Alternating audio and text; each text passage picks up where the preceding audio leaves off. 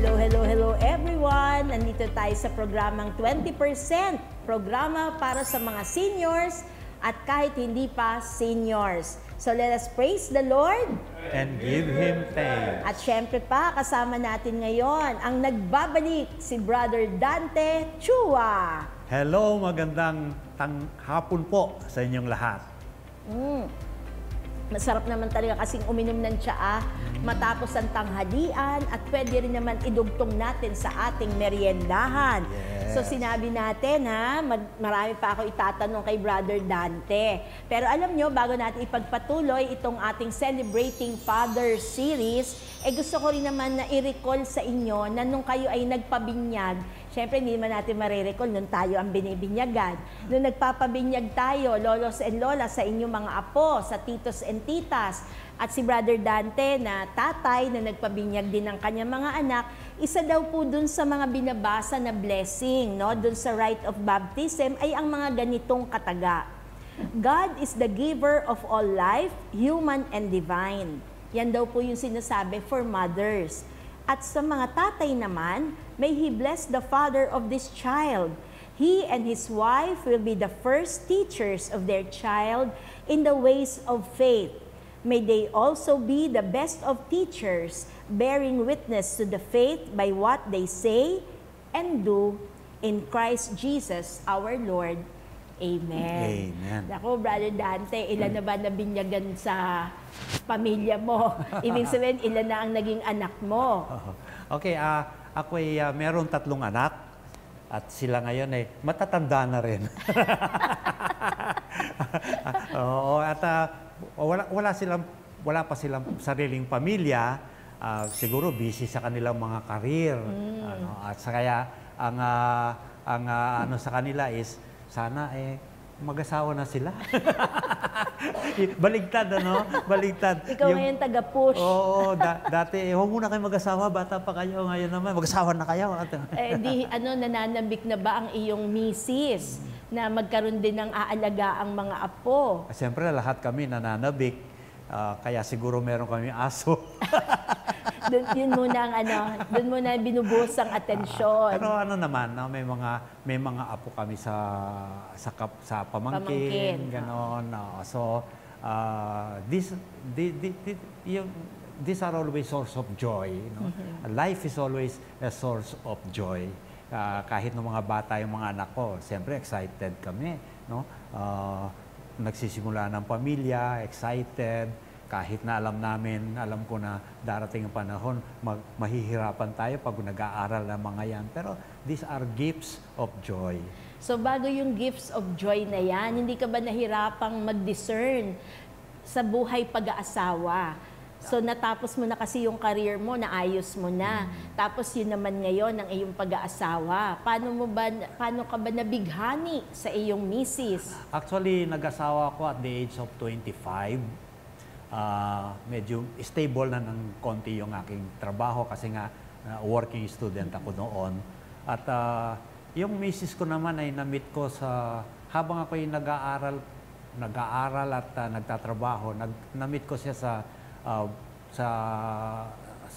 malapit sa UST, doon ako nagbo-board noon, boarding house, ganoon.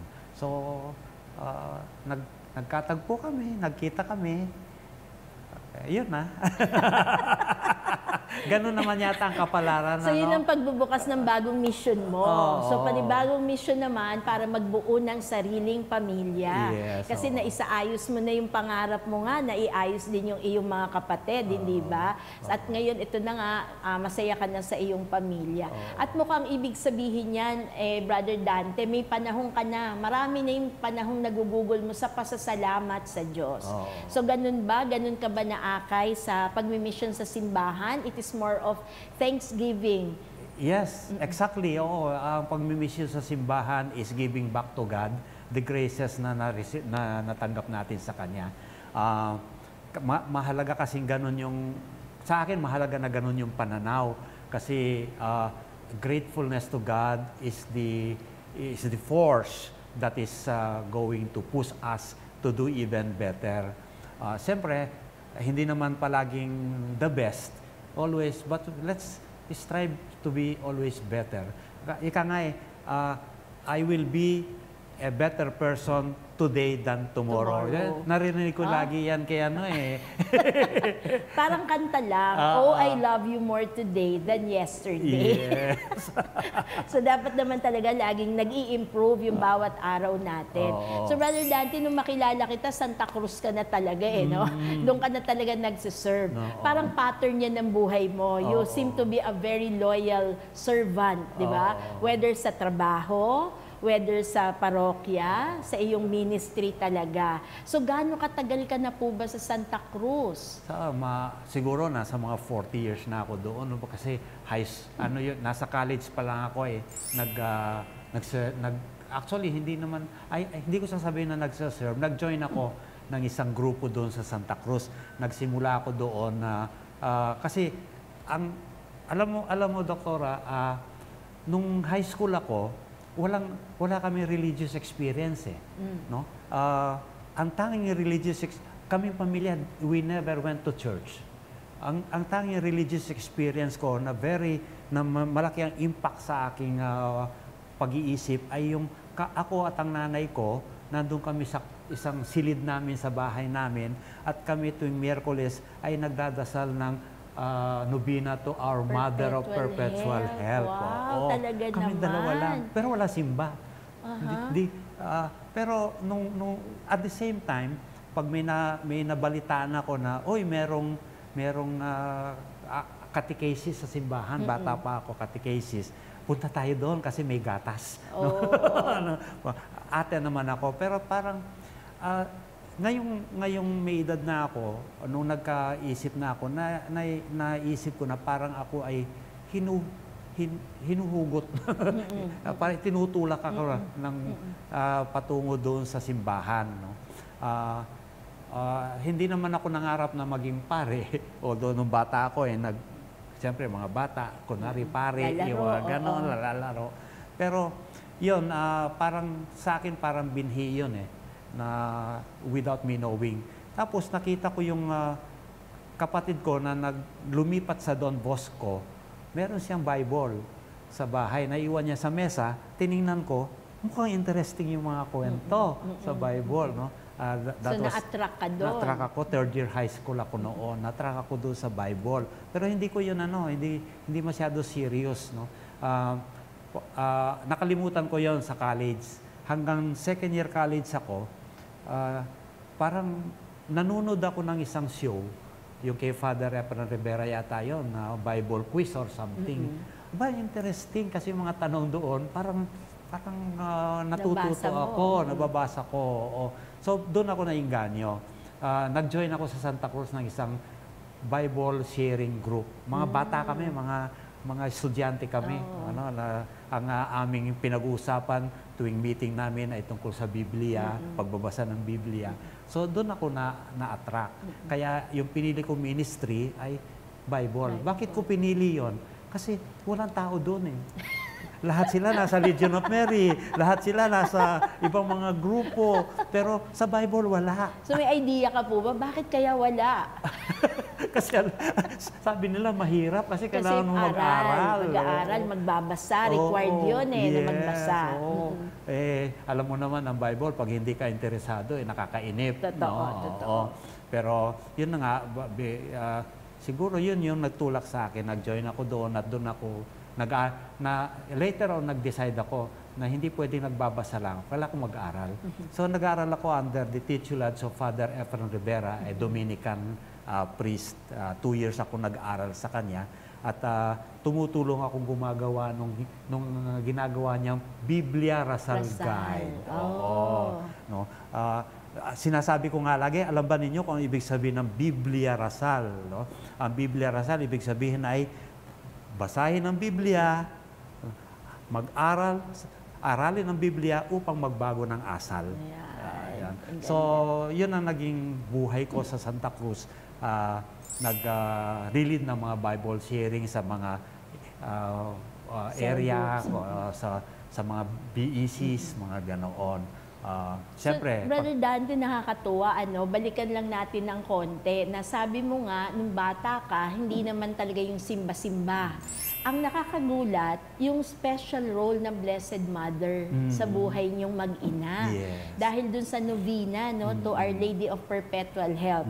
At ngayong buwan ng Hunyo ay kapistahan ng Our Lady of Perpetual Help, Yes. no, June 27. So nakakatuwa lang na sa tulong ng mahal na ina, naging malapit ka sa Diyos. Kahit hindi ka pa conscious noon, hindi formal yung training mo, pero inaakay ka.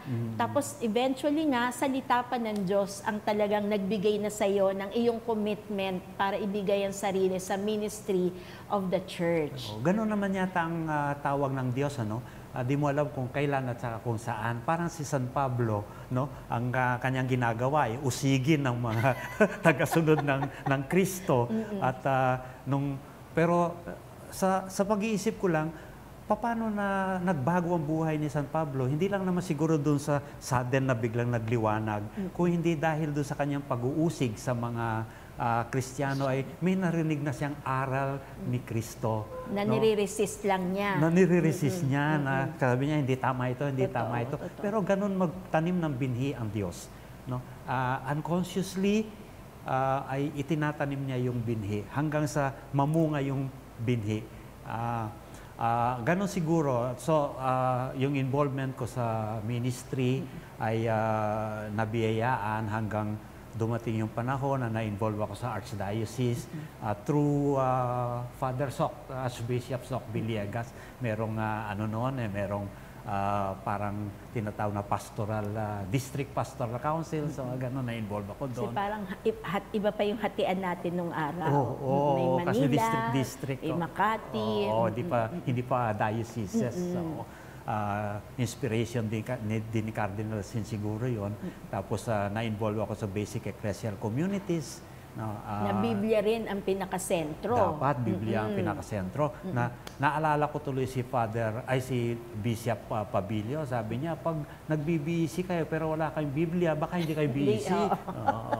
Kasi dapat sa salita ng Diyos. Kung hindi, business lang pinag-uusapan ninyo dyan. Yung ganoon. Nakaka-inspire yun.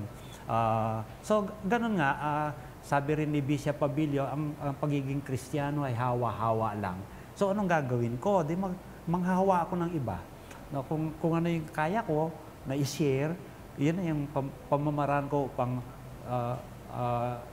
infect. So, ma-infect. Natatawa ako, Brother Dante, habang dito sa ating kwentuhan kasi minsan ng lolos and lolas natin, pagising pa lang, nai-infect na yung ibang tao. Pag mainit ang ulo kasi masakit yung ganito ko, masakit yung ganyan ko. Yan ngayon yung kumakalat, di ba? Hawa-hawa na sa konsumisyon. Pero ngayon, at least binibigyan tayo ng magandang option ni Brother Dante to share the Word of God. Yes, kasi sinasabi niya nga, example to si San Pablo, kilalang kilala niyo naman, di ba? Sikat na sikat siya kasi parang napaka-cruel niya. Di ba? Nagpo-persecute kasi pumapatay talaga ng mga Kristiyano. Pero tignan niyo kung paano inikot ng Diyos yung kanyang buhay at tinitignan nga ang anggulo ni Brother Dante ay he seemingly have heard the Word of God. Yeah. Kaya lang nare-resist niya yon. So, Brother Dante, pwede mo bang anyayahan ng lolos and lolas natin na pagdating sa salita ng Diyos, hindi pa naman too late? Never too late. Kasi ang salita ng Diyos, last forever, eternal yan. It's never too late. Ang wisdom nga ng mga katulad nating mga seniors, ang wisdom na may bibigay natin ay hindi lamang yung pagbabasa ng Word of God, kundi yung fruit of the Word of God, no? Sa buhay natin. Ang mahalaga lang kasi talaga ay matuto tayong mag-contemplate at magdasal sa pamamagitan ng salita ng Diyos. Maganda yung nobina, maganda yung mga nobinaryo, mga ganoon. Pero bakit madalang nating gamitin ang Biblia sa ating pananalangin? Di ba, Doktora? Kasi yun yung talagang So, reflections from Brother this. Dante, kasi pag contemplate, naiinip na yung lolos and lola. So sabi nila, inaantok na ako, kakatulog na ako. Pero pag Batang Quiapo, di sila inaantok, di ba? Oo. O paano ba natin sila mamomotivate? Paano ba yung simpleng way ng kontemplasyo? Unang-una, tayo mga senior citizen, by nature, ginawa tayo ng Diyos upang sa ganitong stage ng buhay ay buhay na ito ng contemplation. Pag-isip sa nakaraan, pag-iisip sa kasalukuyan at pag-iisip kung paano pa natin kahit senior na tayo, paano pa natin may papasa yung bunga ng ating nakaraan sa mga darating na mga henerasyon. So, siguro yun, gawin nating mission yung ganoon, Doktora. Brother Dante, ibig mo bang sabihin dun sa contemplation na yan, yung nangyayari kasalukuyan, may pinanggagalingan yan at may mensahe tinutugon ng salita ng Diyos. Ang pinagmumulan niyan, unang-una ay laging ang ating karanasan. Ang lahat ng ating, kahit yung worldview natin, yung pag-iisip natin, yung pag-uugali natin, yung ating pakikipagkapwa, yung pamamaraan natin ng pakikipagkapwa, yung ating compassion, yung ating pagiging masungit, yung lahat ng ito ay nanggagaling sa nakaraan. Pero mahalaga lang na makita natin ito in the light of contemplation, in the light of the Word of God. Bakit ako masungit? Bakit madaling uminit ang ulo ko? Yung ganoon. So, kita natin, ang Panginoong Jesus ay hindi siya kumibo. Tahimik siya, parang tatay ko. Ayoko sabihin ng tatay ko si Jesus, no? Hindi naman siya Jesus. In fact, siya, mason siya. Okay. Masonic lodge siya. Pero parang yung katahimikan ng tatay ko, ang sa aking contemplation, sa aking prayer, ay parang nakikita ko na yung katahimikan ay katulad ng katahimikan ni Jesus. Siya ay minura, siya ay inalipusta, pero hindi siya nagsalita, not even a single word. Pero yung action na yon ay nagbigay ng malalim na impression sa mga nagbabasa ng Biblia. So kung ganun ang ating gagawin, may nabasa tayo sa buhay ni Jesus, tayo ay titigil at titingnan natin ang ating nakaraan, kung paano ikukonekta yung buhay natin sa buhay ng Panginoong Jesus, that is contemplation. So unang-una, Brother Dante, may bunga na kaagad eh. Yung pa lamang basahin mo yung salita ng Diyos, namumunga na kaagad. Kasi binibigyan ka na ng calming effect. Di ba? Kumakalma ka kasi napipilitan kang manahimik muna, unawain, intindihin, at idugtong ngayon sa nagaganap sa buhay mo. Correct. So mabunga na. Naku, lolos and lolas, buksan na agad ang salita ng Diyos, di ba? Tsaka alam niyo naman, ang mga pangyayari ngayon sa buhay natin, may mga non-negotiables tayo na pinapahalagahan. Pag sa salita ho ng Diyos nakabase, hindi ho magbabago yan. Kahit anong batas pa ang dumaan sa buhay natin, ano pa yung uso, ano yung trending, ano yung viral. At palagay ko, isa, Brother Dante, na magandang pinag-uusapan ngayon ay yung bisa ng kasal, di ba? Yung pagkasagrado ng kasal. At siguro ikaw wala pa namang kinakasal sa mga anak mo. Pero di ba, naniniwala tayo na it doesn't have to be grand. Diba? Kundi mahalaga yung sakramento ay matanggap ng dalawang nais magsama. Kasi kung ang magiging hadlang lang po ay pera, kasi diba inuso na ngayon yun. Nung kinasal ka ba, Brother Dante, diba isa lang naman yung video. Di ba ngayon sa panahon, meron yung engagement, may video mo na yan. Yung bago yung ikakasal, may video na uli yan. Tapos yung on the day, same day, ano man tawag sa ganon, may video uli yan, di ba? Kaya magastos talaga. So ano ba ang masasabi natin sa mga namumroblema na magpapakasal ng mga apo nila? Kailangan ba talaga ng budget? Siguro bago tayo magtungo doon, Doktora, gusto ko lang idugtong yung salita ng Diyos. Ang salita ng Diyos ay nagkakaroon ng iba yung buhay kapag ito ay pinagdiriwang natin sa banal na Eucharistia. Amen. Moving forward, yung sa question mo, ang kasal kasi ay commitment. Hindi siya contract kasi parang nag-sign ka ng contract na papel. Agreement kung hindi, lang. siguro mas magandang doon ay it's a covenant. No, yun siguro yung tamang term. Ang pagpapakasal ay isang lifetime commitment. Hindi yan pwedeng dahil nakaranas tayo ng hirap ay tayo ay aatras na doon sa ating kasal. Kung tayo magko-contemplate, kung tayo magdadasal, ang hirap sa buhay mag-asawa ay bahagi ng paghuhubog ng Diyos upang malampasan natin ang mas mahirap pang hirap sa mga darating na panahon. Kasi ngayon nakakalungkot, konting hirap lang, away na. At pag nag-away, hiwalay na. Ayawan na. Ayawan na. Soli na kita sa nanay mo, babalik na ako sa tatay ko, parang ganoon. Pero kasi part naman ng buhay ang hirap at pagdurusa. It's part of yung pag-raise ng children, hindi madali yan.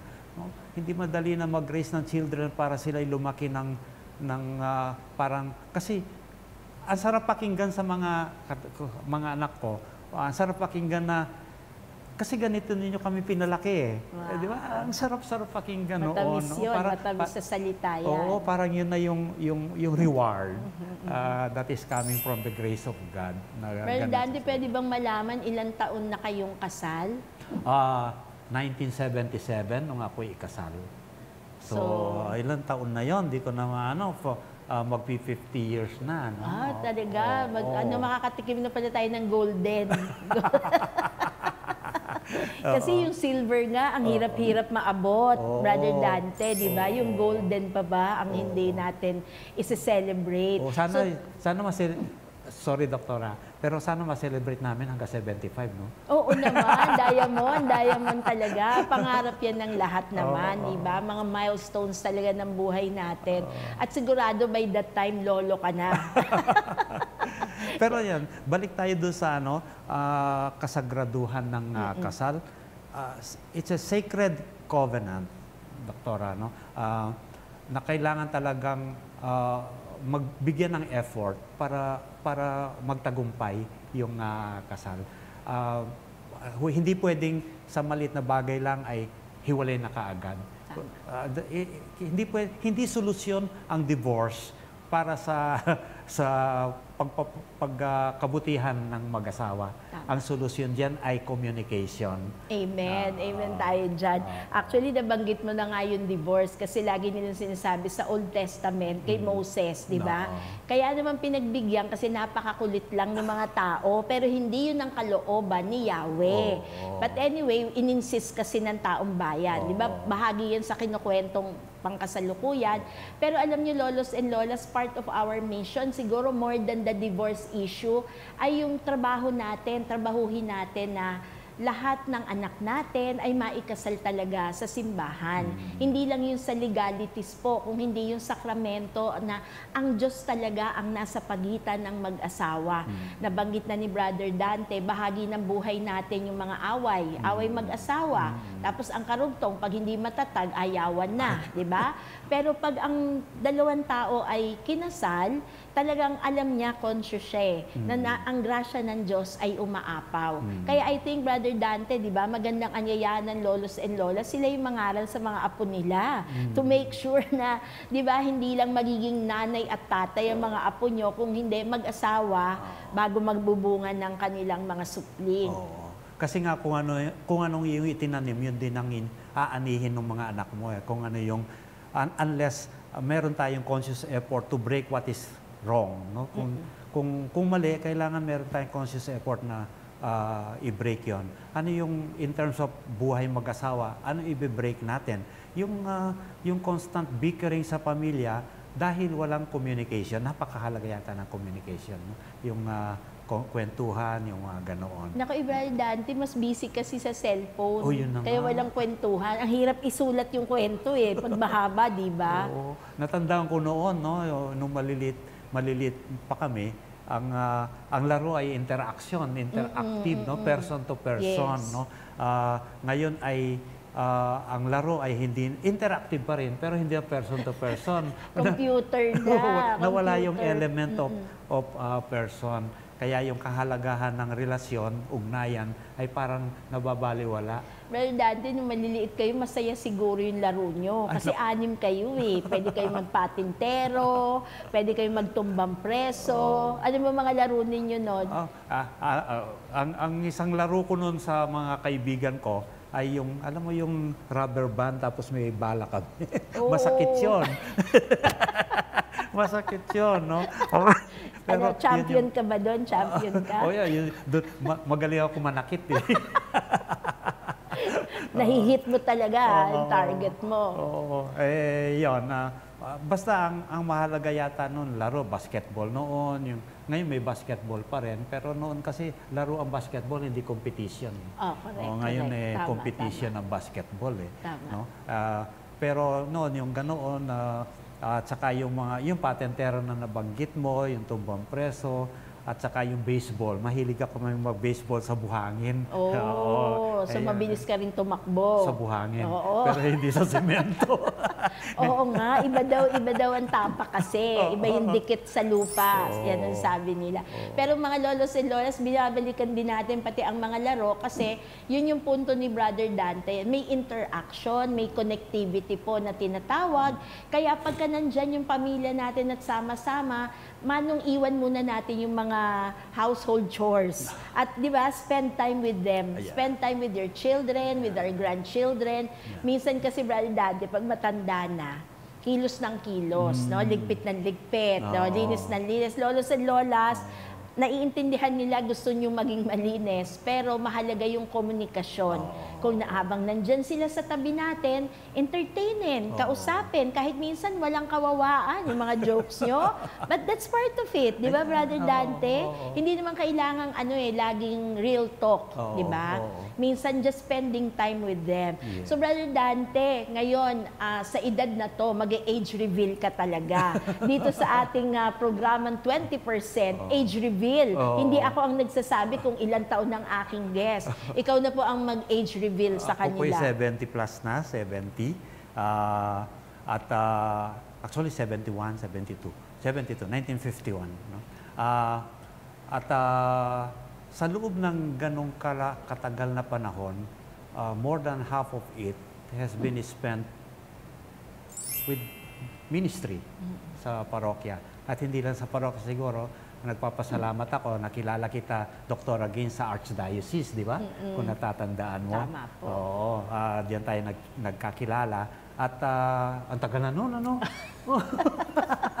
So parang mag-age reveal na rin ako. Oo, ang tagal na noon. Saka pero I'm grateful na I met people like you. I met people, a lot of people na naging inspirasyon ko din sa aking ministry at sa aking trabaho. Halimbawa, pag nakikita kitang si Dr. Gaines, hindi lang siya mentor, siya rin ay actress.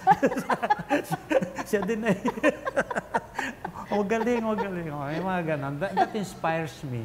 Kahit na senior na ako, kailangan ko maghanap ng inspiration so that I can continue moving on.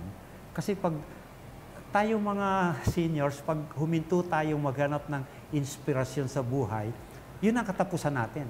No? Hihina na tayo, mag-init na yung ulo natin. Kaya yung mga marami sa church ministries, Doktora, at this stage in life, they are very bitter sa church. Kasi yun yung hindi na sila pwedeng mag-serve. Dahil halimbawa, lektor, di ka pwedeng mag-serve, baka madulas ka dun sa santuario. Pero di mo pwede sabihin sa kanila yun kasi many among us have clung, no? Niyakap natin sobra yung ating ministry. Maganda yon, pero dapat matuto din tayong hulagpos, no? Let go yung ating ministry. Kasi yun ang bitterness kasi yung sobrang pagyakap, sobrang pag-angkin, no? Pero ang happiness actually is marunong tayong mag-prepare tayo na to let go of things that we used to do.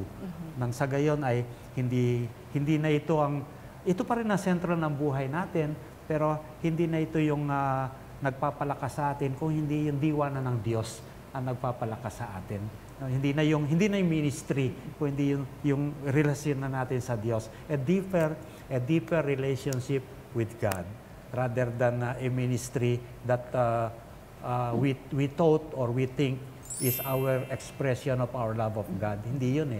Ang real expression ng love of God ay yung ating ugnayan sa Diyos. Kaya yun, communication with family and also is a fruit of communication with God.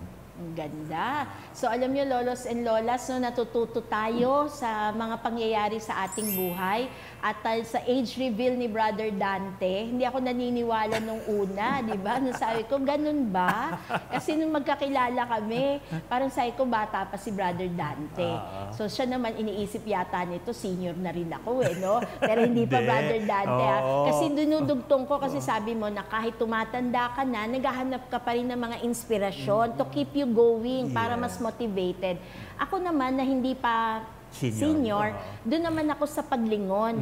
Ang nililingon ko naman po, yung mga taong katulad nyo, mga taong nauna sa amin, na tinitignan din namin na naging matatag, naging matapat doon sa tungkulin at sa gawain, at naghahanda doon sa panahon na kailangang mag-let go, para hindi hurting para sa atin. Kasi minsan, lolos and lolas, yung function, hindi naman tayo human doings. We are human beings.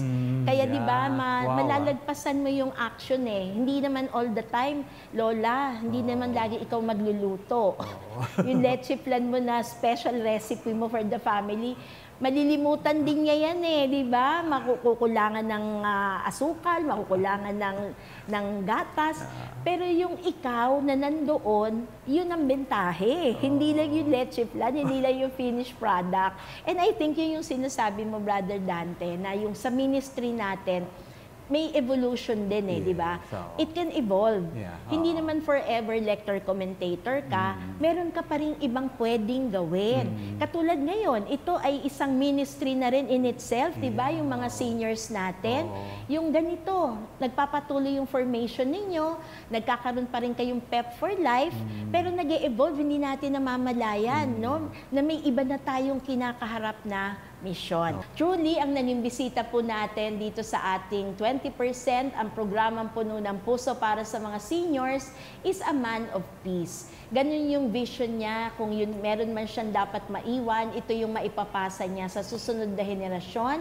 At Brother Dante, kaya namin sabihin, kami na nakinig sa iyo nitong nakalipas na 2 Mondays, na binigyan mo kami ng kapayapaan, ng kalooban, at that is a gift, no, na kahit anong challenges that would come your way, whether sa career yan, sa pamilya man yan, kahit sa ministry pa rin, di ba? Pero kung hawak mo ang pinaka-essential sa lahat, who is Jesus Himself, ang kanyang salita'y panghawakan, meron talagang kapanatagan ng kalooban. After all, lahat naman tayo, lolos and lolas, may we all rest in peace, di ba? But not now, not yet, di ba? Pero kasi ngayon, aanyayahan ko si Brother Dante na i-lead tayo sa prayer ni Saint Joseph. At tandaan ninyo, siya ay naging modelo nitong nakalipas sa 2 araw kasi tahimik, may silence, di ba? But a man of peace. At siya rin naman yung naghahanda sa atin sa eternal na kapayapaan. So, sabay-sabay pumuli tayo sa ngalan ng Ama at ng Anak at ng Espiritu Santo. Amen. Saint Joseph, guardian of Jesus and chaste husband of Mary, you passed your life in loving fulfillment of duty. You supported the Holy Family of Nazareth with the work of your hands. Kindly protect us who trustingly come to you. You know our aspirations, our hardships, our hopes. We look to you because we know you will understand and protect us. You too knew that trial, labor, and weariness. But amid the worries of material life, your soul was full of deep peace and sang out in true joy through the intimacy with God's Son, entrusted to you, and with Mary, His tender mother. Assure those fathers you protect that we do not labor alone. Teach us to find Jesus near us and to watch over us faithfully as you have done.